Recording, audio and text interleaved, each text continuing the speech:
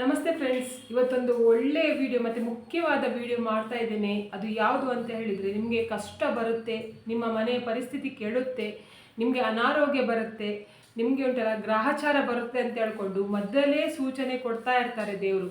ನಾವೇನು ಮಾಡ್ತೇವೆ ಅಂತ ಹೇಳಿದರೆ, ಆ ಸೂಚನೆಯನ್ನು ನಾವು ಕೇರ್ ಮಾಡೋದಿಲ್ಲ, ಸುಮ್ಮನೆ ಬಿಟ್ಟು ಬಿಡ್ತೇವೆ. ಅದರ ನಂತರ ಏನಾಗುತ್ತೆ ಅಂತ ಹೇಳಿದರೆ, ನಾವು ಕಷ್ಟ ಅನುಭವಿಸಲೇಬೇಕಾಗತ್ತೆ.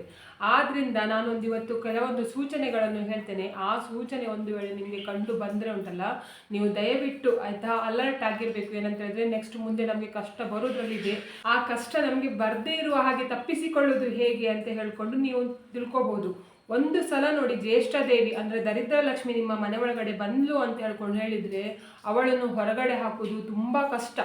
ಜ್ಯೇಷ್ಠ ದೇವಿ ಯಾರ ಮನೇಲಿ ಇದ್ದಾಳೆ ನೋಡಿ, ಅವರ ಮನೆಯಲ್ಲಿ ಮಹಾಲಕ್ಷ್ಮಿ ಯಾವ ಕಾರಣಕ್ಕೂ ನಿಲ್ಲಿಸೋದಿಲ್ಲ.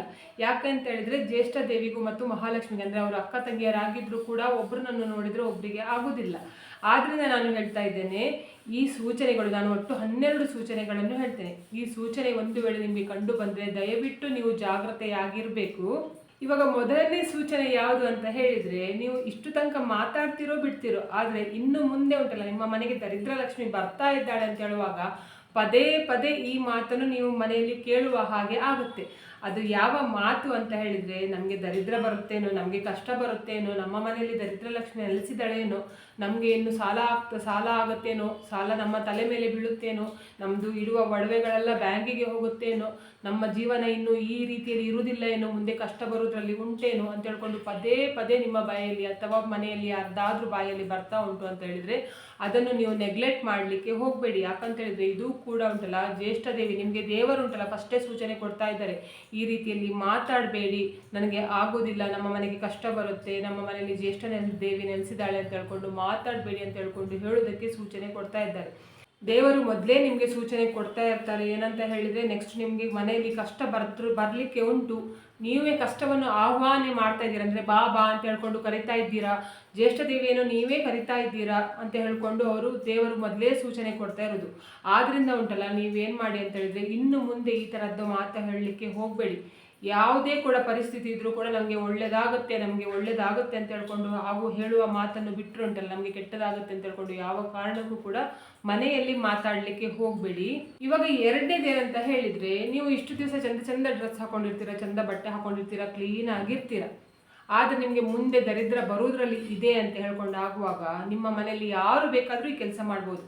ಹೆಂಡತಿ ಕೂಡ ಮಾಡ್ಬೋದು, ಗಂಡ ಕೂಡ ಮಾಡ್ಬೋದು, ಮಕ್ಕಳು ಕೂಡ ಮಾಡ್ಬೋದು. ಏನಂತ ಹೇಳಿದರೆ, ಹೊಸ ಬಟ್ಟೆ ಇದ್ರೂ ಕೂಡ ಹಾಕಲಿಕ್ಕೆ ಇಷ್ಟ ಇರುವುದಿಲ್ಲ. ಹಳೆಯ ಹರಿದ ಬಟ್ಟೆಯನ್ನೇ ಹಾಕೊಂಡು ಆ ಕಡೆ ಈ ಕಡೆ ತಿರುಗುತ್ತಾ ಇರ್ತಾರೆ. ದಿನ ಸ್ನಾನ ಮಾಡಲಿಕ್ಕೂ ಕೂಡ ಮನಸ್ಸಿರುವುದಿಲ್ಲ. ಅವರನ್ನು ಅವರು ಚಂದ ಮಾಡ್ಕೊಳ್ತಾ ಇರ್ತಾರೆ ಮುಂಚೆ. ಈಗ ಇನ್ನು ಮುಂದೆ ಕಷ್ಟ ಬರುತ್ತೆ ಅನ್ನುವಾಗ ಉಂಟಲ್ಲ, ಅವರು ಅದನ್ನೆಲ್ಲ ಬಿಟ್ಟು ಬಿಡ್ತಾರೆ. ಮತ್ತು ನಿಮಗೆ ಯಾವ ಕೆಲಸ ಮಾಡಲಿಕ್ಕೂ ಕೂಡ ಮನಸ್ಸಿರುವುದಿಲ್ಲ. ಯಾವ ಕೆಲಸ ಇವತ್ತು ಮಾಡೋದು ಕೆಲಸ ನಾಳೆ ಮಾಡ್ತೇನೆ, ನಾಡಿದ್ದು ಮಾಡ್ತೇನೆ, ಆ ರೀತಿಯಲ್ಲಿ ಮನಸ್ಸು ಹೇಳ್ತಾ ಇರುತ್ತೆ. ಮತ್ತು ನೀವು ಒಳ್ಳೆ ದಿನಕ್ಕೋಸ್ಕರ ಕಾಯ್ತಾ ಇರ್ತೀರ. ಒಳ್ಳೆ ದಿನ ಬರಲಿ, ಸೋಮವಾರ ಬರಲಿ ಅಥವಾ ಶುಕ್ರವಾರ ಬರಲಿ, ಆ ದಿನದಿಂದ ಕೆಲಸ ಸ್ಟಾರ್ಟ್ ಮಾಡ್ತೀನಿ, ಇವತ್ತು ಬೇಡ ಅಂತ ಹೇಳ್ಕೊಂಡು ನೀವು ಹೀಗೇ ದುಡ್ತಾ ಹೋಗ್ತೀರಾ, ಆ ಕೆಲಸ ಮಾಡೋದೇ ಇಲ್ಲ. ಈ ರೀತಿ ಪರಿಸ್ಥಿತಿ ಕೂಡ ನಿಮ್ಮ ಮನೆಯಲ್ಲಿ ಇದ್ರೂ ಕೂಡ ಉಂಟಲ್ಲ, ನಿಮ್ಮ ಮನೆಯಲ್ಲಿ ಜ್ಯೇಷ್ಠ ದೇವಿ ನೆಲೆಸಿದ್ದಾಳೆ, ಇನ್ನು ಬರುವವಳಿದ್ದಾಳೆ ಅಂತ ಹೇಳ್ಕೊಂಡು ಅದು ಸೂಚನೆ ಕೊಡ್ತಾ ಇರೋದು. ಇವಾಗ ಮೂರನೇ ಸೂಚನೆ ಯಾವುದು ಅಂತ ಹೇಳಿದರೆ, ಕಾಲಿನ ಪಾದ ಸದಾ ಒಡಿಲಿಕ್ಕೆ ಸ್ಟಾರ್ಟ್ ಹೊಡಿತಾ ಇರುತ್ತೆ. ಯಾರ ಕಾಲು ಹೊಡಿತದೆ ನೋಡಿ, ಅಂಥವರ ಬಳಿಯಲ್ಲಿ ಯಾವತ್ತೂ ಕೂಡ ಹಣ ಇರುವುದಿಲ್ಲ ಅಂತ ಹೇಳ್ಕೊಂಡು ಹೇಳ್ತಾರೆ. ಅವರು ಕಷ್ಟಪಟ್ಟು ದುಡಿತಾರೆ, ಆದರೂ ಕೂಡ ಅವ್ರ ಹತ್ರ ಹಣ ಸಂಪಾದನೆ ಮಾಡಿದ ಹಣ ಉಳಿಯುವುದಿಲ್ಲ ಅಂತ ಹೇಳ್ಕೊಂಡು. ಆದ್ದರಿಂದ ಕಾಲು ಪಾದ ನಿಮ್ಮದು ಪದೇ ಪದೇ ಹೊಡಿತಾ ಇದ್ದರೆ, ಎರಡನೇದು ಕಾಲು ಉಂಟಲ್ಲ, ಕೆಲವರಿಗೆ ಅಭ್ಯಾಸ ಇರ್ತದೆ, ಕಾಲು ತೊಳ್ಕೊಂಡು ಮನೆ ಒಳಗಡೆ ಬರುವಾಗ ಎದುರುಗಡೆ ಮಾತ್ರ ಕಾಲನ್ನು ತೊಳಿತಾರೆ, ಹಿಂಭಾಗವನ್ನು ತೊಳೆದಿಲ್ಲ. ಹಾಗೆ ಕೂಡ ಮಾಡಲಿಕ್ಕೆ ಹೋಗಬೇಡಿ. ಮೂರನೇದು ಏನಂತ ಹೇಳಿದರೆ, ಕಾಲಿನ ಪಾದ ಉಂಟಲ್ಲ, ಆದಷ್ಟು ನೀವು ಎಷ್ಟು ಕ್ಲೀನಾಗಿರುತ್ತೆ ನೋಡಿ ನಿಮ್ಮ ಕಾಲಿನ ಪಾದ, ಅಷ್ಟು ಮಹಾಲಕ್ಷ್ಮಿ ನಿಮ್ಮ ಮನೆಯಲ್ಲಿ ಇರ್ತಾಳಂತೆ. ಜ್ಯೇಷ್ಠ ದೇವಿ ಬರುವ ಸಮಯದಲ್ಲಿ ನೀವು ಮನೆ ಎಷ್ಟು ಕ್ಲೀನಾಗಿ ಇಟ್ಕೊಂಡ್ರೂ ಕೂಡ, ನಿಮ್ಮ ಮನೆ ಎಷ್ಟು ಒರೆಸಿ ಇಟ್ಟರೂ ಕೂಡ ನಿಮ್ಮ ಕಾಲಿನ ಪಾದ ಹೇಗಾದರೂ ಯಾವುದಾದ್ರೂ ಒಂದು ಕಾರಣದಿಂದ ಆದರೂ ಆ ಪಾದ ಗಲೀಜಾಗಲಿಕ್ಕೆ ಸ್ಟಾರ್ಟ್ ಆಗುತ್ತೆ ಅಂತ ಹೇಳ್ಕೊಂಡು ಹೇಳ್ತಾರೆ. ಆದ್ದರಿಂದ ಇದು ಕೂಡ ನಿಮಗೆ ಮುಂದೆ ಕಷ್ಟ ಬರುವ ಸೂಚನೆ ಆಗಿರುತ್ತೆ. ಈ ವಿಷಯದಲ್ಲಿ ಕೂಡ ನೀವು ತುಂಬ ಜಾಗ್ರತೆ ಆಗಿರಬೇಕು. ಇವಾಗ ನಾಲ್ಕನೇದು ಮುಖ್ಯ ಕಾರಣ ಯಾವುದು ಅಂತ ಹೇಳಿದರೆ, ನಿಮಗೆ ದೇವರ ಪೂಜೆ ಮಾಡಲಿಕ್ಕೆ ಇಷ್ಟ ಇರುವುದಿಲ್ಲ. ಯಾರಾದರೂ ದೇವರ ಬಗ್ಗೆ ನಿಮಗೆ ಮಾತಾಡಿದರೆ ಅದನ್ನು ನಿಮಗೆ ಸಹಿಸಿಕೊಳ್ಳಲಿಕ್ಕೆ ಆಗೋದಿಲ್ಲ. ದೇವರಿಲ್ಲ, ದೇವರು ಎಂತ ಮಾಡಿದ್ದಾನೆ, ನಮಗೆ ಎಂತ ಸಹ ಮಾಡಲಿಲ್ಲ, ಬೇರೆಯವ್ರ ತಲೆ ಹೊಡೆದವರೆಲ್ಲ ಚೆನ್ನಾಗಿದ್ದಾರೆ, ನಾವು ಮಾತ್ರ ಕಷ್ಟದಲ್ಲೇ ಇದ್ದೇವೆ, ನನಗೆ ದೇವರ ಹತ್ರ ಕೈ ಮುಗಿಲಿಕ್ಕೆ ಕೂಡ ಇಷ್ಟ ಇಲ್ಲ, ದೇವರಿಗೆ ದೀಪ ಹಚ್ಚಲಿಕ್ಕೆ ಕೂಡ ಇಷ್ಟ ಇಲ್ಲ, ದೇವಸ್ಥಾನಕ್ಕೂ ಕೂಡ ಹೋಗಲಿಕ್ಕೆ ಮನಸ್ಸಿಲ್ಲ, ದೇವರೇ ಇಲ್ಲ ಅಂತ ಹೇಳ್ಕೊಂಡು ಭಾವನೆ ಬರ್ತಾ ಉಂಟು ನನಗೆ ಅಂತ ಹೇಳ್ಕೊಂಡು ಹೇಳಿದ್ರು ಕೂಡ ಉಂಟಲ್ಲ, ಅದು ನಿಮ್ಗೆ ಎಂತಾಗುದಂತ ಹೇಳಿದ್ರೆ ಜ್ಯೇಷ್ಠ ದೇವಿ ನಿಮ್ಮ ಮನಸ್ಸನ್ನು ಚೇಂಜ್ ಮಾಡ್ತಾ ಇರ್ತಾಳೆ. ಯಾಕಂತ ಹೇಳಿದ್ರೆ ನೀವು ಯಾವಾಗ ಸದಾ ದೇವರ ಪೂಜೆ ಮಾಡ್ತಾ ಇರ್ತೀರ ಅಥವಾ ದೇವರಿಗೆ ಕೆಲಸ ಮಾಡ್ತಾ ಇರ್ತೀರ ನೋಡಿ, ಆವಾಗ ಜ್ಯೇಷ್ಠ ದೇವಿಗೆ ನಿಮ್ಮ ಮನೆಗೆ ಬರ್ಲಿಕ್ಕೆ ಆಗೋದಿಲ್ಲ. ನಿಮ್ಗೆ ಈ ರೀತಿ ಆಲೋಚನೆ ಬಂದ್ರೆ ಅಂದ್ರೆ ದೇವರಿಲ್ಲ, ದೇವರು ಎಂಥದೂ ಮಾಡಲಿಲ್ಲ, ದೇವರು ಎಂತ ಮಾಡಿದಾನೆ ಅಂತ ಹೇಳ್ಕೊಂಡು ನಾವು ಪೂಜೆ ಮಾಡಬೇಕು ಹಾಗೆ ಹೀಗೆ ಅಂತ ಹೇಳ್ಕೊಂಡು ನಿಮ್ಮ ಮನಸ್ಸಿಗೆ ಬಂದ್ರೆ ಏನಾಗುತ್ತೆ ಅಂತ ಹೇಳಿದ್ರೆ ಅವಳಿಗೆ ಬರ್ಲಿಕ್ಕೆ ಸುಲಭ ಆಗುತ್ತೆ. ಆದ್ರಿಂದ ಈ ಪರಿಸ್ಥಿತಿಯನ್ನು ಕೂಡ ನೀವು ಏನೆನ್ಸ್ಕೊಳ್ಬೇಕು ಅಂತ ಹೇಳಿದ್ರೆ ಜ್ಯೇಷ್ಠ ದೇವಿ ನಿಮ್ಮ ಮನೆಗೆ ಬರ್ತಾಳೆ, ಅಂದ್ರೆ ದರಿದ್ರ ಲಕ್ಷ್ಮಿ ನಿಮ್ಮ ಮನೆಗೆ ಬರ್ತಾಳೆ ಅಂತ ಹೇಳ್ಕೊಂಡು ಇದು ಕೂಡ ಸೂಚನೆ ಸಿಗ್ತಾ ಇರುವುದು. ಇವಾಗ ನೆಕ್ಸ್ಟ್ ಸೂಚನೆ ಯಾವುದು ಅಂತ ಹೇಳಿದ್ರೆ ಮನೆಯಲ್ಲಿ ಹರಿದ ಬಟ್ಟೆ ಹಾಕೊಂಡು ಓಡಾಡ್ತಾ ಇರ್ತಾರೆ ಆಯ್ತಾ. ಹೊಲಿಲಿಕ್ಕೆ ಕೂಡ ಅವರಿಗೆ ಮನಸ್ಸಿರೋದಿಲ್ಲ, ಹರಿದ ಬಟ್ಟೆ ಅದರಲ್ಲೇ ಹಾಕೊಂಡು ತಿರುಗಾಡ್ತಾ ಇರ್ತಾರೆ, ಇಡೀ ದಿನ ಮಲ್ಕೊಂಡೇ ಇರ್ತಾರೆ, ಯಾವ ಕೆಲಸ ಮಾಡಲಿಕ್ಕೂ ಕೂಡ ಉದಾಸೀನ. ಪಾತ್ರೆ ಸಿಂಕಲ್ಲಿ ಬಿದ್ದಿದ್ರು ಕೂಡ ಪಾತ್ರೆ ತೊಳೆಯೋದೇ ಇಲ್ಲ, ಮೊಬೈಲ್ ನೋಡ್ಕೊಂಡೇ ಕೂತ್ಕೊಂಡಿರ್ತಾರೆ. ಅಥವಾ ಬಟ್ಟೆ ಎಲ್ಲ ಒಗೆದಿದ್ದು ಬಟ್ಟೆ ಒಗಿಲಿಕ್ಕೆ ಕೂಡ ಅವರಿಗೆ ಮನಸ್ಸಿರೋದಿಲ್ಲ, ಬಟ್ಟೆ ಕೂಡ ಹಾಗೆಯೇ ಶೇಖರಣೆ ಮಾಡಿ ಇಟ್ಕೊಂಡಿರ್ತಾರೆ. ಅದ್ರ ಜೊತೆಗೆ ಏನಾಗುತ್ತೆ ಅಂತ ಹೇಳಿದ್ರೆ ಬಟ್ಟೆ ಒಗೆದಿದ್ದು ಕೂಡ ಅದು ಒಣಗಿಸಿ ಮಡಚಿ ಇಡ್ಲಿಕ್ಕೆ ಕೂಡ ಅವರಿಗೆ ಇರುವುದಿಲ್ಲ, ಮೊಬೈಲ್ ಬೇಕಾದ್ರೆ ಇಟ್ಕೊಂಡು 24 ಗಂಟೆ ಕೂತ್ಕೊಂಡಿರ್ತಾರೆ. ಆದರೆ ಇದೆಲ್ಲ ಕೆಲಸ ಮಾಡೋದಿಲ್ಲ, ಅದು ಹಾಗೆ ಇಟ್ಟಿರ್ತಾರೆ. ಹೀಗೆ ಯಾರ ಮನೆಯಲ್ಲಿ ಮಾಡ್ತಾರೆ ನೋಡಿ, ಅಂದರೆ ಯಾವ ಕೆಲಸ ಮಾಡಲಿಕ್ಕೂ ಕೂಡ ಮನಸ್ಸಿಲ್ಲ, ಸ್ವಲ್ಪ ಕೆಲಸ ಮಾಡಿದ್ರು ಕೂಡ ಆಯಾಸ ಆಗ್ತಾ ಉಂಟು, ಹೋಗಿ ಮಲಗುವ ಅಂತ ಹೇಳ್ಕೊಂಡು ಎಣಿಸ್ತದೆ. ಪಾತ್ರೆ ಅಲ್ಲಿರಲಿ ಆಮೇಲೆ ತೊಳಿತೇನೆ ಅಂತ ಹೇಳ್ಕೊಂಡು ಮನಸ್ಸು ಬರ್ತದೆ, ಬಟ್ಟೆ ಅಲ್ಲಿರಲಿ ಆಮೇಲೆ ಒಗ್ದ್ರಾಯ್ತು ಆಮೇಲೆ ಮಡ್ಚಿದ್ರಾಯ್ತು ಅಂತ ಹೇಳ್ಕೊಂಡು ಯಾರಿಗೆ ಎಣಿಸ್ತದೆ ನೋಡಿ, ಅದು ಕೂಡ ಉಂಟಲ್ಲ ದೊಡ್ಡ ಸೂಚನೆ ನಿಮಗೆ. ಏನಂತ ಹೇಳಿದ್ರೆ ಇನ್ನು ನೆಕ್ಸ್ಟ್ ನಿಮ್ಮ ಮನೆಗೆ ದರಿದ್ರ ಲಕ್ಷ್ಮಿ ಬರ್ತಾ ಇದ್ದಾಳೆ, ಜ್ಯೇಷ್ಠ ದೇವಿ ಬರ್ತಾ ಇದ್ದಾಳೆ ಅಂತ ಆ ಥರ ಸೂಚನೆ ಬರುವಾಗ ಮಾತ್ರ ನಿಮಗೆ ಈ ರೀತಿಯಲ್ಲಿ ಆಗೋದು. ಎಷ್ಟು ಕ್ಲೀನಾಗಿ ಇಟ್ಕೊಳ್ಳುವವರು ಕೂಡ ಉಂಟಲ್ಲ ಮನೆ, ಈ ರೀತಿ ಆಗುತ್ತೆ ಅಂತ ಹೇಳ್ಕೊಂಡು ಹೇಳ್ತಾರೆ. ಅಂದರೆ ಬೇಡ ಎಂತ ಸಹ ಕೆಲಸ ಮಾಡೋದು ಬೇಡ, ಸುಮ್ಮನೆ ಹೋಗಿ ಮಲ್ಕೊಳ್ಳುವ ಅಂತ ಹೇಳ್ಕೊಂಡು ಎಣಿಸುತ್ತೆ ಅಂತ ಹೇಳ್ಕೊಂಡು ಹೇಳ್ತಾರೆ. ಆದ್ದರಿಂದ ಇದನ್ನು ಕೂಡ ನೀವು ಸ್ವಲ್ಪ ಗಂಭೀರವಾಗಿ ತಗೊಳ್ಬೇಕು. ಈ ಸೂಚನೆ ಸಿಕ್ಕಿದ ಕೂಡಲೇ ನಮಗೆ ಅಂದರೆ ಆಗೋದಿಲ್ಲ, ಸುಸ್ತಾಗುತ್ತೆ ಅಂತ ಹೇಳ್ಕೊಂಡು ಎಣಿಸ್ಕೊಳ್ಳಿಕ್ಕೆ ಹೋಗಬೇಡಿ. ಇವಾಗ ನೆಕ್ಸ್ಟ್ ಸೂಚನೆ ಯಾವುದು ಅಂತ ಹೇಳಿದರೆ ಬೆಳಿಗ್ಗೆ ಎಲ್ಲ ಚೆನ್ನಾಗಿರ್ತೀರ, ಸಾಯಂಕಾಲ ದೇವರಿಗೆ ದೀಪ ಹಚ್ಚುವ ಸಮಯದಲ್ಲಿ ಅಥವಾ ಸಾಯಂಕಾಲ ಸೂರ್ಯ ಮುಳುಗಿದ ಸಮಯದಲ್ಲಿ, ಮುಳುಗುವ ಸಮಯದಲ್ಲಿ ಅಥವಾ ಮಹಾಲಕ್ಷ್ಮಿ ಮನೆಗೆ ಬರುವ ಸಮಯದಲ್ಲಿ ಯಾವುದಾದ್ರೂ ಒಂದು ಚಿಕ್ಕ ಚಿಕ್ಕ ವಿಷಯವನ್ನು ಹಿಡ್ಕೊಂಡು ಜಗಳ ಮಾಡಲಿಕ್ಕೆ ಸ್ಟಾರ್ಟ್ ಮಾಡ್ತೀರ. ಆವಾಗ ಮಹಾಲಕ್ಷ್ಮಿ ಏನು ಮಾಡ್ತಾಳೆ ಅಂತ ಹೇಳಿದರೆ ಯಾರ ಮನೆಯಲ್ಲಿ ಜಗಳ ಆಗ್ತಾ ಇರ್ತಾರೆ ನೋಡಿ, ಅಂದರೆ ಮಹಾಲಕ್ಷ್ಮಿ ಬರುವ ಸಮಯದಲ್ಲಿ ಅಂತಹ ಮನೆಗೆ ಮಹಾಲಕ್ಷ್ಮಿ ಬರಲಿಕ್ಕೆ ಇಷ್ಟಪಡೋದಿಲ್ಲ ಅಂತೆ. ಮಹಾಲಕ್ಷ್ಮಿ ಏನು ಮಾಡ್ತಾರೆ ಅಂತ ಹೇಳಿದ್ರೆ ಹೊಸ್ತಿಲ ಬಳಿಯಲ್ಲೇ ನಿಂತ್ಕೊಂಡು ನಿಮ್ಮ ಜಗಳವನ್ನು ನೋಡ್ಕೊಂಡು ಉಂಟಲ್ಲ ಇವರ ಮನೆಗೆ ಹೋಗಬಾರ್ದು ಅಂತ ಹೇಳ್ಕೊಂಡು ತಿರುಗಿ ಹೋಗ್ತಾರಂತೆ. ಮಹಾಲಕ್ಷ್ಮಿ ತಿರುಗಿ ಹೋದಾಗ ಮಹಾಲಕ್ಷ್ಮಿ ಬೆನ್ನ ಹಿಂದಲ್ಲೇ ಜ್ಯೇಷ್ಠ ದೇವಿ ಇರ್ತಾಳೆ. ಅವಳು ಏನು ಮಾಡ್ತಾಳೆ ಅಂತ ಹೇಳಿದ್ರೆ ಮಹಾಲಕ್ಷ್ಮಿ ಆ ಕಡೆ ಹೋಗ್ಲಿಕ್ಕೂ ಇವಳು ನಿಮ್ಮ ಮನೆ ಒಳಗಡೆ ಬರ್ತಾಳೆ. ಆದ್ರಿಂದ ಸಾಯಂಕಾಲದ ಸಮಯದಲ್ಲಿ ನಿಮ್ಮ ಮನೆಯಲ್ಲಿ ಜಗಳ ಆಗ್ತಾ ಉಂಟು, ಎಂತ ಸಹ ಇಲ್ಲ, ಒಂದು ಇಷ್ಟು ಚಿಕ್ಕ ವಿಷಯಕ್ಕೂ ಕೂಡ ದೊಡ್ಡ ಜಗಳ ಆಗ್ತಾ ಉಂಟು ಅಂತ ಹೇಳಿದ್ರೆ ನೀವು ಆ ವಿಷಯದಲ್ಲಿ ಕೂಡ ತುಂಬ ಜಾಗ್ರತೆ ಆಗಿರಬೇಕು. ಇವಾಗ ನೆಕ್ಸ್ಟ್ ಯಾವ ಸೂಚನೆ ಅಂತ ಹೇಳಿದ್ರೆ ಹಸುಗಳು ನೀವು ಕರೆದ್ರೂ ಕೂಡ ಬೇರೆಯವರ ಮನೆಗೆಲ್ಲ ಹೋಗ್ತಾ ಇರ್ತದೆ, ನೀವು ಕರೆದ್ರೂ ಕೂಡ ಹಸು ನಿಮ್ಮ ಮನೆ ಹತ್ರ ಬರುವುದೇ ಇಲ್ಲ, ಮತ್ತೆ ನೀವು ಏನು ಕೊಟ್ಟರೂ ಕೂಡ ತಿಂತಾ ಇರುವುದಿಲ್ಲ. ಆ ರೀತಿ ಇದ್ರೂ ಕೂಡ ಉಂಟಲ್ಲ ಇದು ಕೂಡ ಹಾಗೆ ಆಯ್ತಾ. ಅದು ನಿಮಗೆ ಸೂಚನೆ, ಹಸುವೆ ಗೋಮಾತೆಯೇ ನಿಮಗೆ ಸೂಚನೆ ನೀಡ್ತಾ ಇರ್ತಾಳಂತೆ. ಏನಂತ ಹೇಳಿದ್ರೆ ನಿಮಗೆ ಮುಂದೆ ಕಷ್ಟ ಬರೋದ್ರಲ್ಲಿ ಉಂಟು, ಫಸ್ಟ್ ನಿನ್ನನ್ನು ನೀನು ಸರಿ ಮಾಡ್ಕೋ ಆಮೇಲೆ ನನಗೆ ಆಹಾರ ಕೊಡು ಅಂತ ಹೇಳ್ಕೊಂಡು ಹೇಳೋದಕ್ಕೋಸ್ಕರ ಅದು ನಿಮ್ಮ ಕೈಯಲ್ಲಿ ಆಹಾರ ತಗೊಳ್ತಾ ಇರೋದಿಲ್ಲ ಅಂತೆ. ಅದಕ್ಕೆ ಎಷ್ಟು ಹಸಿವೆ ಇದ್ರೂ ಕೂಡ ನೀವು ಒಂದು ಬಾಳೆಹಣ್ಣು ಕೊಡಲಿ ಅಥವಾ ಯಾವುದಾದ್ರೂ ಫ್ರೂಟ್ಸ್ ಕೊಡಿ, ಏನು ಕೊಟ್ಟರು ಅದು ತಿನ್ನೋದಿಲ್ಲ, ಹಾಗೆ ಬಿಟ್ಟು ಬಿಡುತ್ತೆ, ಬೇರೆಯವರ ಮನೆಗೆ ಹೋಗಿ ತಿಂತದೆ. ಹಾಗೆ ಮಾಡಿದ್ರು ಕೂಡ ಇದು ನಿಮಗೆ ಮುಂದೆ ಕಷ್ಟ ಬರುವುದರಲ್ಲಿ ಉಂಟು ಅಂತ ಹೇಳ್ಕೊಂಡು ಸೂಚನೆ ಅಂತ ಹೇಳ್ಕೊಂಡು ಹೇಳ್ತಾರೆ. ಇವಾಗ ನೆಕ್ಸ್ಟ್ ಸೂಚನೆ ಯಾವುದು ಅಂತ ಹೇಳಿದ್ರೆ ನೀವು ಗುಡಿಸುವ ಪೊರಕೆ ಆಯ್ತಾ, ನೀವು ಅಂದರೆ ಹುಡಿಸುಡಿ ಬಳಸ್ತಿರಲ್ವಾ, ಹಿಡಿಸುಡಿ ಅಂತ ಹೇಳ್ಕೊಂಡು ನಮ್ಮ ಕಡೆ ಹೇಳ್ತಾರೆ, ಇಲ್ಲಿ ಪರಕೆ ಆ ರೀತಿಯಲ್ಲೇ ಕರೀತಾರೆ ಆಯ್ತಾ. ಮನೆ ಕ್ಲೀನ್ ಮಾಡಲಿಕ್ಕೆ ಯೂಸ್ ಮಾಡ್ತಿರಲ್ಲ ಅದು. ಯಾರ ಮನೆಯಲ್ಲಿ ನೋಡಿ ಹೊಸ ಪರಕೆ ಆಗಲಿ ಅಥವಾ ಹಳೇದಾಗಲಿ ಪದೇ ಪದೇ ಅದು ಮುರಿದು ಹೋಗ್ತಾ ಉಂಟು ಅಂತ ಹೇಳ್ಕೊಂಡು, ಆದರೆ ನೀವು ಗುಡಿಸ್ತಾ ಇರಬೇಕಾದ್ರೆ ಒಂದು ಪಟ್ ಅಂತ ಮುರಿದು ಹೋಯ್ತು. ಇವಾಗ ಅದರಲ್ಲೆಲ್ಲ ಗಲೀಜು ಬೀಳುದಂದರೆ ಅದರಲ್ಲಿ ಧೂಳು ಉಂಟಲ್ಲ ಅದೆಲ್ಲ ಬೀಳುವುದೆಲ್ಲ ಮಾಮೂಲಿ, ಎಲ್ಲ ಸ್ವಲ್ಪ ಇರ್ತದಲ್ವ, ಆವಾಗ ಗುಡಿಸುವಾಗ ಅದೆಲ್ಲ ಉದುರಿ ಹೋಗ್ತದೆ. ಆದರೆ ಮುರಿದು ಹೋಗ್ತದೆ ನೋಡಿ, ಮುರಿದು ಹೋದ್ರೆ ಉಂಟಲ್ಲ ಅದು ಕೂಡ ನೀವು ಸೂಚನೆಯಾಗಿ ತಗೊಳ್ಬೇಕು ಅಂತ ಹೇಳ್ಕೊಂಡು ಹೇಳ್ತಾರೆ. ಎಲ್ಲರ ಮನೆಯಲ್ಲಿ ಕೂಡ ಪೊರಕೆ ಮುರಿದು ಹೋಗುವುದಿಲ್ಲ, ನಿಮಗೆ ಇದು ಸೂಚನೆ ನೀಡ್ತಾ ಇರೋದು ಏನಂತ ಹೇಳಿದ್ರೆ ಮಹಾಲಕ್ಷ್ಮಿ ಮನೆಯಿಂದ ಹೊರಗಡೆ ಹೋಗ್ತಾಳೆ, ಜ್ಯೇಷ್ಠ ದೇವಿ ನಿಮ್ಮ ಮನೆಗೆ ಬರ್ತಾಳೆ ಅಂತ ಹೇಳ್ಕೊಂಡು ಹೇಳೋದಕ್ಕೋಸ್ಕರ ಇದು ಈ ರೀತಿ ಆಗ್ತಾ ಇರುತ್ತೆ ಅಂತ ಹೇಳ್ಕೊಂಡು ಹೇಳ್ತಾರೆ. ಈ ರೀತಿ ಸೂಚನೆ ಸಿಕ್ಕಿದ್ರು ಕೂಡ ಉಂಟಲ್ಲ ನೀವು ಆದಷ್ಟು ಏನು ಮಾಡಬೇಕು ಅಂತ ಹೇಳಿದ್ರೆ ದೇವರದ್ದು ಮಹಾಲಕ್ಷ್ಮಿದು ಅಷ್ಟೋತ್ತರ ಆಗಲಿ ಅಥವಾ ವಿಷ್ಣು ಸಹಸ್ರನಾಮ ಆಗಲಿ ಪ್ರತಿದಿನ ಕೇಳಲಿಕ್ಕೆ ಸ್ಟಾರ್ಟ್ ಮಾಡಿ ಆಯಿತಾ. ಆವಾಗ ಏನಾಗುತ್ತೆ ಅಂತ ಹೇಳಿದರೆ ನಿಮಗೆ ಕಷ್ಟ ಪರಿಹಾರ ಆಗುತ್ತೆ ಅಂತ ಹೇಳ್ಕೊಂಡು ಹೇಳ್ತಾರೆ. ಮುಂದೆ ಬರುವ ಕಷ್ಟ ಉಂಟಲ್ಲ ಬರದೇ ಇರುವ ಹಾಗೆ ಆಗುತ್ತೆ ಅಂತ ಹೇಳ್ಕೊಂಡು ಹೇಳ್ತಾರೆ. ಇದನ್ನು ಕೂಡ ನೀವು ಗಂಭೀರವಾಗಿ ತಗೊಳ್ಬೇಕು, ಸುಮ್ಮನೆ ಏನೋ ಮುರಿದು ಹೋಗಿತ್ತು ಅಂತ ಹೇಳ್ಕೊಂಡು ಸುಮ್ಮನೆ ಬಿಡೋದಲ್ಲ. ಇವಾಗ ಇದು ನೆಕ್ಸ್ಟ್ ಸೂಚನೆ ಯಾವುದು ಅಂತ ಹೇಳಿದರೆ, ಈ ಸೂಚನೆ ಸಿಕ್ಕಿದ್ರೆ ಉಂಟಲ್ಲ, ನಿಮ್ಮ ಮನೆಯಲ್ಲಿ ಆಲ್ರೆಡಿ ದರಿದ್ರ ಲಕ್ಷ್ಮಿ ಜ್ಯೇಷ್ಠ ದೇವಿ ಬಂದು ಕೂತ್ಕೊಂಡಿದ್ದಾಳೆ ಅಂತ ಹೇಳ್ಕೊಂಡೆ ಅರ್ಥ. ಇನ್ನು ಬರುವುದ್ರಲ್ಲ, ಇವಾಗನೇ ಇದ್ದಾಳೆ ಅಂತ ಹೇಳ್ಕೊಂಡು.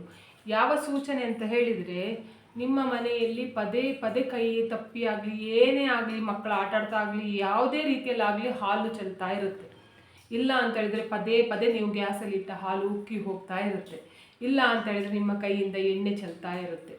ಈ ರೀತಿ ಆದರೂ ಕೂಡ ಉಂಟಲ್ಲ, ನಿಮ್ಮ ಮನೆಯಲ್ಲಿ ಆಲ್ರೆಡಿ ಬಂದು ಕೂತಿದ್ದಾಳೆ ಜ್ಯೇಷ್ಠ ದೇವಿ ಅಂತ ಹೇಳ್ಕೊಂಡು ಅದಕ್ಕೂ ಸೂಚನೆ ಕೊಡ್ತಾ ಇರೋದು. ನಾನು ಹೇಳ್ತಾ ಇದ್ದೆ ಏನಂತ ಹೇಳಿದರೆ, ಜ್ಯೇಷ್ಠ ದೇವಿ ಬರೋದಕ್ಕಿಂತ ಮುಂಚೆ ನಾವು ಬರದೇ ಇರುವ ಹಾಗೆ ಸೂಚನೆ ಸಿಕ್ಕಿದ್ರೆ ಏನು ಮಾಡೋದು ಅಂತ ಹೇಳ್ಕೊಂಡು, ಒಂದು ವೇಳೆ ನಿಮಗೆ ಈ ಸೂಚನೆ ಸಿಗ್ತಾ ಉಂಟು ಅಂತ ಹೇಳ್ಕೊಂಡು ಆದರೆ ಉಂಟಲ್ಲ, ಜ್ಯೇಷ್ಠ ದೇವಿಯನ್ನು ಹೊರಗಡೆ ಹಾಕೋದು ತುಂಬ ಕಷ್ಟದ ಕೆಲಸ. ಅವಳು ಹೋಗುವುದೇ ಇಲ್ಲ. ಏನು ಮಾಡಿ ನೀವು ಕುತ್ತಿಗೆ ಎದ್ದು ಒಳಗಡೆ ಹಾಕಿದ್ರು ಕೂಡ ಹೋಗೋದಿಲ್ಲ. ನೀವು ಏನು ಮಾಡಬೇಕು ಅಂತ ಹೇಳಿದ್ರೆ, ಸಾಯಂಕಾಲ ಹೊತ್ತಲ್ಲಿ ಧೂಪ ಹಾಕಬೇಕು, ದೇವರಿಗೆ ಪ್ರತಿದಿನ ದೀಪ ಹಚ್ಚಬೇಕು, ಆದಷ್ಟು ದೇವಸ್ಥಾನಗಳಿಗೆ ಹೋಗಬೇಕು. ದೇವಸ್ಥಾನದಿಂದ ತಂದ ತೀರ್ಥವನ್ನು ನೀವು ಏನು ಮಾಡಬೇಕು ಅಂತ ಹೇಳಿದ್ರೆ ಇಡೀ ಮನೆಗೆ ಹಾಕಬೇಕು. ಉಪ್ಪು ಬೆಳೆಸಿ ನೆಲ ಒರೆಸ್ಬೇಕು. ಉಪ್ಪು ಉಂಟಲ್ಲ, ಉಪ್ಪಿನ ಹಾಕಿ ಉಂಟಲ್ಲ, ಆದರೆ ಇಡೀ ಮನೆ ಒರೆಸ್ಬೇಕು.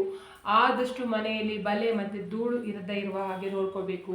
ನಿಮ್ಮ ಮನೆಯಲ್ಲಿ ಉಂಟಲ್ಲ ಇದೆಲ್ಲ ಮಾಡ್ತಾ ಇದ್ರೆ ಉಂಟಲ್ಲ, ಆಮೇಲೆ ಏನಾಗುತ್ತೆ ಅಂತ ಹೇಳಿದ್ರೆ, ಜ್ಯೇಷ್ಠ ದೇವಿ ಅವರು ಅಂದರೆ ಜ್ಯೇಷ್ಠ ದೇವಿ ಅಂತಹ ಮನೇಲಿ ಇಷ್ಟಪಡೋದಿಲ್ಲ ಅಂತ. ಯಾರ ಮನೆ ಚಂದ ಮಾಡಿಕೊಳ್ತೀವಿ ನೋಡಿ ಅಂತಹ ಮನೆಯಲ್ಲಿ ಇಷ್ಟಪಡೋದಿಲ್ಲ ಅಂತ. ಅವಳಾಗಿಯೇ ಹೊರಗಡೆ ಹೋಗ್ತಾಳೆ. ಅವಳು ಹೋದ ನಂತರ ನಿಮಗೆ ಗೊತ್ತಾಗುತ್ತೆ ಸೂಚನೆ, ಅಂದರೆ ನಿಮಗೆ ಅದರ ನಂತರ ಸ್ವಲ್ಪ ಸ್ವಲ್ಪ ಒಳ್ಳೆಯದಾಗಲಿಕ್ಕೆ ಸ್ಟಾರ್ಟ್ ಆಗುತ್ತೆ ಮನೆಯಲ್ಲಿ. ಅದರ ನಂತರ ಏನು ಮಾಡಿ ಅಂತ ಹೇಳಿದ್ರೆ, ಮಹಾಲಕ್ಷ್ಮಿ ನಿಮ್ಮ ಮನೆಗೆ ಬಂದು ಒಂದು ಸಲ ನೆಲೆಸಿಲ್ಲ ಅಂತ ಹೇಳಿದ್ರೆ, ಮಹಾಲಕ್ಷ್ಮಿ ಮನೆಯಿಂದ ಹೊರಗಡೆ ಹೋಗದೇ ಇರುವ ಹಾಗೆ ನೋಡ್ಕೋಬೇಕು. ಅದು ನಿಮ್ಮ ಕರ್ತವ್ಯ. ಇವಾಗ ನೆಕ್ಸ್ಟು, ಜ್ಯೇಷ್ಠ ದೇವಿ ನಿಮ್ಮ ಮನೆಗೆ ಬರ್ತಾಳೆ ಅನ್ನುವ ಸೂಚನೆ ಯಾವುದು ಅಂತ ಹೇಳಿದರೆ, ನಿಮ್ಮ ಮನೆಯ ಹತ್ತಿರ ಅಥವಾ ಮನೆಯ ಒಳಗಡೆ ಆದರೂ ಕೂಡ ಪರವಾಗಿಲ್ಲ, ಅಥವಾ ನಿಮ್ಮ ಮನೆಯ ಕಾಂಪೌಂಡ್ ಒಳಗೆ ಆದರೂ ಕೂಡ ಪರವಾಗಿಲ್ಲ, ಹಕ್ಕಿಗಳು ಸತ್ತಿರೋದನ್ನು ನೀವು ಕಣ್ಣಾರೆ ಕಾಣಲಿಕ್ಕೆ ಸಿಗುತ್ತೆ. ಅದು ಯಾವ ಪಕ್ಷಿ ಬೇಕಾದರೆ ಆಗಿರಲಿ. ಇಲ್ಲ ಅಂತ ಹೇಳಿದರೆ ಹಲ್ಲಿ ಸತ್ತು ಬಿದ್ದಿರುತ್ತೆ, ನೀವು ಏನು ಕೂಡ ಸಾಯಿಸಿರೋದಿಲ್ಲ, ಏನು ಕೂಡ ಮಾಡಿರೋದಿಲ್ಲ, ಆದರೂ ಕೂಡ ಅದು ಹಲ್ಲಿ ಸತ್ತಿರೋದು ನಿಮ್ಮ ಕಣ್ಣಿಗೆ ಕಾಣಿಸಿರುತ್ತೆ. ಈ ರೀತಿ ಕಂಡರೂ ಕೂಡ ನಿಮ್ಮ ಮನೆಗೆ ಸದ್ಯದಲ್ಲಿ ಜ್ಯೇಷ್ಠ ದೇವಿ ಬರ್ತಾಳೆ ಅಂತ ಹೇಳ್ಕೊಂಡು ಅದು ಸೂಚನೆ ನೀಡ್ತಾ ಇರೋದು ಅಂತ ಹೇಳ್ಕೊಂಡು ಹೇಳ್ತಾರೆ. ಇವಾಗ ನೆಕ್ಸ್ಟ್ ಸೂಚನೆ ಯಾವುದು ಅಂತ ಹೇಳಿದರೆ, ನೀವು ದೇವರ ದೀಪ ಹಚ್ತೀರಾ, ದೇವರಿಗೆ ಒಂದೇ ಲೆಕ್ಕದಲ್ಲಿ ಎಣ್ಣೆ ಹಾಕ್ತೀರಾ, 2 ದೀಪಕ್ಕೂ ಕೂಡ ಒಂದೇ ಲೆಕ್ಕದಲ್ಲಿ ಎಣ್ಣೆ ಹಾಕ್ತೀರಾ. ಬತ್ತಿ ಕೂಡ ಸೇಮ್ ಒಂದೇ ಒಂದು ಅಂದರೆ ಬತ್ತಿ, ಅದಕ್ಕೆ ಕೂಡ ಅದೇ ಬತ್ತಿ ಹಚ್ಕೊಂಡಿರ್ತೀರ, ಇದಕ್ಕೂ ಕೂಡ ಅದೇ ಬತ್ತಿ ಹಾಕಿರ್ತೀರ. ಆದರೆ ಏನಾಗುತ್ತಂತ ಹೇಳಿದರೆ, ಒಂದು ದೀಪ ಚೆನ್ನಾಗಿ ಉರಿದು ಫುಲ್ ಎಣ್ಣೆ ಖಾಲಿಯಾಗಿ ಹೋಗುತ್ತೆ. ಇನ್ನೊಂದು ದೀಪ ಏನಾಗುತ್ತೆ ಅಂತ ಹೇಳಿದರೆ ಅರ್ಧದಲ್ಲೇ ಶಾಂತವಾಗಿ ಹೋಗುತ್ತೆ, ಅಂದರೆ ಎಣ್ಣೆ ಇರುವಾಗಲೇ ಶಾಂತವಾಗಿ ಹೋಗುತ್ತೆ. ಇಲ್ಲ ಅಂತ ಹೇಳಿದರೆ ನೀವು ಹಚ್ಚಿದ ದೀಪ ಅರ್ಧ ತನಕ ಬಂದು ಶಾಂತವಾಗಿ ಹೋಗುತ್ತೆ. ಏನು ಕೂಡ ನೀವು ಎಷ್ಟು ಮಾಡಿದರೂ ಕೂಡ ಹಾಗೇ ಆಗ್ತಾ ಉಂಟು ಅಂತ ಹೇಳ್ಕೊಂಡಾದರೆ, ಅಥವಾ ನೀವು ದೇವರಿಗೆ ದೀಪ ಹಚ್ಚುವಾಗ ಪದೇ ಪದೇ ಅರಿಶಿನ ಕುಂಕುಮ ಚೆಲ್ತಾ ಉಂಟು, ದೇವರದ್ದು ಐಟಮ್ ಉಂಟಲ್ಲ, ಅಂದರೆ ನೀವು ಯಾವುದಾದ್ರೂ ಒಂದು ದೇವರದ್ದು ಫೋಟೋ ಆಗಲಿ ಅಥವಾ ದೇವರದ್ದು ಯಾವುದಾದ್ರೂ ಐಟಮ್ ಅದು ಪದೇ ಪದೇ ಬಿದ್ದು ಒಡೆದು ಹೋಗ್ತಾ ಉಂಟು ಅಥವಾ ಬೀಳ್ತಾ ಉಂಟು ಅಂತ ಹೇಳ್ಕೊಂಡು ಆದರೂ ಕೂಡ ಇದು ಕೂಡ ಜ್ಯೇಷ್ಠ ದೇವಿ ನಿಮ್ಮ ಮನೆಗೆ ಸದ್ಯದಲ್ಲಿ ಬರ್ತಾಳೆ ಅಂತ ಹೇಳ್ಕೊಂಡು ಸೂಚನೆ ಕೊಡ್ತಾ ಇರೋದು. ಇವಾಗ ನೆಕ್ಸ್ಟ್ ಸೂಚನೆ ಯಾವುದು ಅಂತ ಹೇಳಿದರೆ, ಮನೆಯಲ್ಲಿ ಉಂಟಲ್ಲ ಪುರುಷರು ಚಿಕ್ಕ ಚಿಕ್ಕ ವಿಷಯಕ್ಕೆ, ಅಂದರೆ ಗಂಡಸರು ಗಂಡು ಮಕ್ಕಳು ಯಾರೇ ಆಗಲಿ ಚಿಕ್ಕ ಚಿಕ್ಕ ವಿಷಯಕ್ಕೆ ಜಗಳ ಮಾಡ್ತಾ ಇರ್ತಾರೆ, ಕಿರ್ಚಾಡ್ತಾ ಇರ್ತಾರೆ. ಆಯಿತಾ, ನಾನು ಮನೆಗೆ ಬರೋದೇ ಇಲ್ಲ, ಮನೆಗೆ ಬಂದರೆ ಇಲ್ಲ ನಿಮಗೆ ಹಾಗೆ ಹೀಗೆ ಅಂತ ಹೇಳ್ಕೊಂಡು ಜಗಳ ಮಾಡ್ತಾರೆ. ಈ ರೀತಿಯೆಲ್ಲ ಮಾಡ್ತಾ ಇದ್ದಾರೆ ಅಂತ ಹೇಳ್ಕೊಂಡು ಆದರೆ ಕೂಡ ಉಂಟಲ್ಲ, ಅದನ್ನು ಕೂಡ ನೆಗ್ಲೆಕ್ಟ್ ಮಾಡಲಿಕ್ಕೆ ಹೋಗಬೇಡಿ. ಆಯಿತಾ, ಏನೋ ಕೋಪದಲ್ಲಿ ಮಾತಾಡ್ತಾ ಇದ್ದಾನೆ ಅಂತ ಹೇಳ್ಕೊಂಡು ಎಣಿಸೋದಲ್ಲ. ಅದು ಕೂಡ ನಿಮ್ಮ ಮನೆಗೆ ಇನ್ನು ನೆಕ್ಸ್ಟ್ ಉಂಟಲ್ಲ ಗ್ರಹಚಾರ ಒಕ್ಕರಿಸ್ತಾ ಇದೆ ಅಂತ ಹೇಳ್ಕೊಂಡು ಸೂಚನೆ. ಆಯಿತಾ, ಆದಷ್ಟು ಉಂಟಲ್ಲ ನೀವೇನು ಮಾಡಬೇಕು ಅಂತ ಹೇಳಿದರೆ, ಯಾರಾದರೂ ಜಗಳ ಮಾಡ್ತಾ ಇದ್ರೆ ಉಂಟಲ್ಲ, ಈ ಕಡೆಯಿಂದ ಒಬ್ಬರು ಜಗಳ ಮಾಡ್ತಾ ಇದ್ದಾರೆ, ಇನ್ನೊಬ್ಬರು ಬಾಯಿ ಮುಚ್ಕೊಂಡು ಕೂತ್ಕೊಂಡಿರಿ. ನೀವು ಮಾತಾಡಲಿಕ್ಕೆ ಹೋಗ್ಬೇಡಿ. ಅವರು ಎಷ್ಟೊತ್ತು ಮಾತಾಡೋರು ಮಾತಾಡ್ತಾ ಇರ್ತಾರೆ, ಆಮೇಲೆ ಬಾಯಿ ನೋವಾದ ಕೂಡ ಸ್ಟಾಪ್ ಮಾಡ್ತಾರೆ. ಇಬ್ಬರು ಮಾತಾಡಿದರೆ ಮಾತ್ರ ಅದು ಜಗಳ ಆಗೋದು.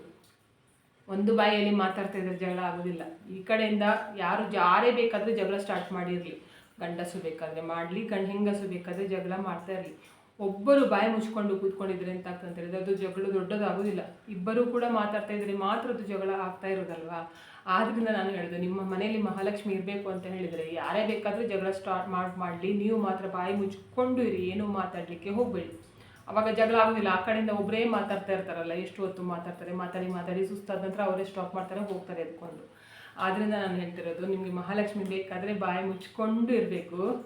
ಮತ್ತು ನೆಕ್ಸ್ಟ್ ಸೂಚನೆ ಕೂಡ ಹಾಗೆ ಏನಂತ ಹೇಳಿದರೆ, ಉಪ್ಪನ್ನು ಹಾಕುವಾಗ ಕೂಡ ನೀವು ಜಾಗ್ರತೆ ಇರಬೇಕು. ಪದೇ ಪದೇ ನೀವು ಅಡುಗೆಗೆ ಉಪ್ಪನ್ನು ಬಳಸ್ತಾ ಇದ್ದೀರಾ ಅಂತ ಹೇಳ್ಕೊಂಡು ಆಗುವಾಗ ಉಂಟಲ್ಲ, ಹುಡುಗಿಗೆ ಉಪ್ಪು ಹಾಕ್ತಿರಲ್ಲ, ಆವಾಗ ಅದು ಅಲ್ಲೆಲ್ಲ ಚೆಲ್ತಾ ಉಂಟು. ಆಯಿತಾ, ನೀವು ಉಪ್ಪು ಕರೆಕ್ಟಾಗಿ ಹಾಕಿದರೂ ಕೂಡ ಹೊರಗಡೆ ಚೆಲ್ತಾ ಉಂಟು. ಇನ್ನು ಕೆಲವರಿಗೆ ಅಭ್ಯಾಸ ಇರ್ತದೆ ಏನಂತ ಹೇಳಿದರೆ, ಉಪ್ಪನ್ನು ಹಾಕ್ತಾರೆ, ಕೈಯಲ್ಲಿ ಹಾಕ್ತಾರೆ, ಅಂದರೆ ಸ್ಪೂನಲ್ಲಿ ಹಾಕೋರಿಗೆ ಈ ಥರ ಆಗೋದಿಲ್ಲ, ಕೈಯಲ್ಲಿ ಹಾಕ್ತಾರೆ, ಆಮೇಲೆ ಏನು ಮಾಡ್ತಾರೆ ಕೈಯಲ್ಲಿ ಹೀಗೆ ಮಾಡಿ ಬಿಡ್ತಾರೆ. ಆವಾಗ ಏನಾಗುತ್ತೆ ಅಂತ ಹೇಳಿದರೆ ಈ ಉಪ್ಪು ಉಂಟಲ್ಲ ಕೆಳಗಡೆ ಬೀಳುತ್ತೆ. ಕೆಳಗಡೆ ಬಿದ್ದ ನಂತರ ಬೇರೆಯವರು ತುಳಿತಾರೆ ಅಥವಾ ಅವರೇ ತುಳಿತಾರೆ, ಹೀಗೆ ಕೂಡ ಆಗುತ್ತೆ. ಮತ್ತು ನೀವು ತಲೆ ಬಾಚಿದ್ದು ಕೂದಲು ಉಂಟಲ್ಲ, ಆ ಕೂದಲು ಮತ್ತು ಉಪ್ಪು ಉಂಟಲ್ಲ ನೀವು ಹಾಕಿದ್ದು ಇದು ಅಂತ ಕೆಳಗೆ ಚೆಲ್ಲಿದ್ದು, ಅದು ಕೂಡ ಮಿಕ್ಸ್ ಆಗುತ್ತೆ. ಇದು ಕೂಡ ಎಲ್ಲ ಉಂಟಲ್ಲ ಕೆಟ್ಟ ಎನರ್ಜಿ ನಿಮ್ಮ ಮನೆಯಲ್ಲಿ ನೆಲೆಸುತ್ತೆ ಅಂತ ಹೇಳ್ಕೊಂಡು ಹೇಳ್ತಾರೆ, ಕೆಟ್ಟ ಶಕ್ತಿ ನಿಮ್ಮ ಮನೆಗೆ ಬಂದು ನೆಲೆಸುತ್ತದೆ ಅಂತ ಹೇಳ್ಕೊಂಡು ಹೇಳ್ತಾರೆ. ಆದ್ದರಿಂದ ನೀವು ಕೂದಲು ಕೂಡ ಹಾಗೆ ಬಾಚುವಾಗ ಎಲ್ಲಾದರೂ ಉದುರಿದ್ರೆ ಏನು ಮಾಡಬೇಕು ಅಂತ ಹೇಳಿದ್ರೆ, ಫಸ್ಟು ಆ ಕೂದಲನ್ನೆಲ್ಲ ತೆಗೆದು ಉಂಟಲ್ಲ ಗಂಟು ಕಟ್ಟಿ ಅದಕ್ಕೆ ಎಂಜಲು ಹಾಕಿ ಆಮೇಲೆ ನೀವು ಬಿಸಾಕಬೇಕು. ಕೂದಲನ್ನು ತೆಗೆದು ಕೂಡ ಡೈರೆಕ್ಟ್ ಹಾಗೆ ಹಾಕೋದಲ್ಲ, ಎಂಜಲು ತಾಗಿಸಿ ಹಾಗೆ ಆಗಬೇಕು. ಆಗ ಏನಾಗುತ್ತೆ ಅಂತ ಹೇಳಿದರೆ, ಯಾರಾದರೂ ಕೆಟ್ಟ ನಿಮಗೆ ಏನಾದರೂ ಮಾಡಬೇಕು ಅಂತ ಹೇಳ್ಕೊಂಡು ಬಯಸಿದ್ರು ಕೂಡ, ಅಂದರೆ ಕೂದಲಿಂದ ನಿಮಗೆ ವಾಮಾಚಾರ ಮಾಡಬೇಕು ಅದು ಇದು ಅಂತ ಎಣಿಸ್ಕೊಂಡಿದ್ರು ಕೂಡ ಆಗೋದಿಲ್ಲ ಅಂತ ಹೇಳ್ಕೊಂಡು ಹೇಳ್ತಾರೆ. ಆಯಿತಾ, ನಿಮ್ಮದು ಒಂದು ವೇಳೆ ಸ್ವಂತ ಜಾಗ ಉಂಟು ಅಂತ ಹೇಳಿದ್ರೆ ಕೂದಲು ಬಾಚ್ತಿರಲ್ವಾ, ಅದಕ್ಕೆ ಎಂಜಲು ತಾಗಿಸಿ, ಅಂದರೆ ಉದುರಿದ ಕೂದಲಿಗೆ ಎಂಜಲು ತಾಗಿಸಿ ಆಮೇಲೆ ಸ್ವಲ್ಪ ಹೊಂಡ ಮಾಡಿ ಉಂಟಲ್ಲ ಮಣ್ಣಲ್ಲಿ ಒಳಗಡೆ ಹಾಕೋದು ಒಳ್ಳೆಯದು. ಇಲ್ಲ ಅಂತ ಹೇಳಿದರೆ ಎಂಜಲು ತಾಗಿಸಿ ಕಸದ ಬುಟ್ಟಿಗೆ ಆದರೂ ಹಾಕಿ, ಡೈರೆಕ್ಟ್ ಹಾಕಲಿಕ್ಕೆ ಹೋಗಬೇಡಿ. ಮತ್ತು ಉಪ್ಪು ಮತ್ತು ನಿಮ್ಮ ಕೂದಲು ಉಂಟಲ್ಲ ಅದು ಒಟ್ಟಿಗೆ ಆಗದೇ ಇರುವ ಹಾಗೆ ನೋಡ್ಕೊಳ್ಳಿ. ನೀವು ಯಾರು ವಾಮಾಚಾರ ಮಾಡ್ಕೊಳ್ಬೇಕಂತೀರ, ನಿಮಗೆ ನೀವೇ ವಾಮಾಚಾರ ಮಾಡ್ಕೊಂಡ ಹಾಗೆ ಆಗುತ್ತೆ. ಆದ್ದರಿಂದ ನಾನು ಹೇಳ್ತಾ ಇರೋದು ಈ ಎಲ್ಲ ವಿಷಯದಲ್ಲಿ ಜಾಗ್ರತೆ ಆಗಿರಬೇಕು. ನೋಡಿದ್ರಲ್ಲ, ಇವತ್ತಿನ ವಿಡಿಯೋದಲ್ಲಿ ನಾನು ಜ್ಯೇಷ್ಠದೇವಿ ಮನೆಗೆ ಬರುವುದಕ್ಕಿಂತ ಮುಂಚೆ ಸಿಗುವ ಸೂಚನೆಗಳು ಯಾವುದು ಅಂತ ಹೇಳ್ಕೊಂಡು ಹೇಳಿಕೊಟ್ಟಿದ್ದೇನೆ. ಇವತ್ತಿನ ವಿಡಿಯೋ ನಿಮಗೆ ಇಷ್ಟ ಆದರೆ ಪ್ಲೀಸ್ ಹೇಳಬೇಕಂದ್ರೆ ಲೈಕ್ ಮಾಡಿ, ಆದಷ್ಟು ಜನರಿಗೆ ವಿಡಿಯೋನ ಶೇರ್ ಮಾಡಿ, ಕಮೆಂಟ್ ಮಾಡಿ. ನನ್ನ ಚಾನಲ್ಗೆ ಸಬ್ಸ್ಕ್ರೈಬ್ ಆಗಿ, ನನ್ನ ಚಾನಲ್ಗೆ ಸಬ್ಸ್ಕ್ರೈಬ್ ಆದರೆ ಒಂದು ಸಪೋರ್ಟ್ ಸಿಕ್ಕಿದ ಹಾಗೆ ಆಗ್ತದೆ. ಮತ್ತು ನಾನು ಹೀಗೆ ಒಳ್ಳೆ ವಿಡಿಯೋನ ನಿಮ್ಮ ಜೊತೆಗೆ ಶೇರ್ ಮಾಡ್ತೇನೆ. ಇವತ್ತಿನ ವಿಡಿಯೋ ಯಾರೆಲ್ಲ ನೋಡಿದ್ದೀರಾ ಅಥವಾ ನೋಡಲಿಲ್ಲ ಎಲ್ಲರಿಗೂ ಕೂಡ ಒಳ್ಳೆಯದಾಗಲಿ ಅಂತ ನಾನು ಕೂಡ ದೇವರಲ್ಲಿ ಬೇಡ್ಕೊಳ್ತಿದ್ದೇನೆ. ಎಲ್ಲರಿಗೂ ಒಳ್ಳೆಯದಾಗಲಿ.